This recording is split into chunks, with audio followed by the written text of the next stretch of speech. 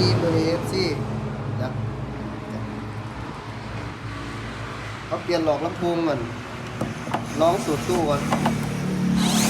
เอาออกจากตู้ตัวนี้เราไปใส่ตู้ตัวไอ้ซีสุดสิลองฟังเสียงเบิ่งร้องสิ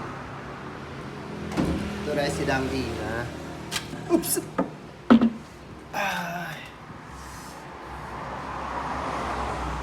ตัวนี้มาใส่ตัวนี้เลยตากล้องอะไรตากล้องดีมากเลยมือนี้นะ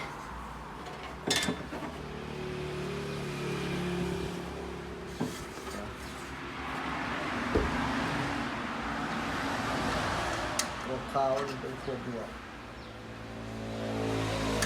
เขียวเป็นขวดลูกแล้วก็สลงเลย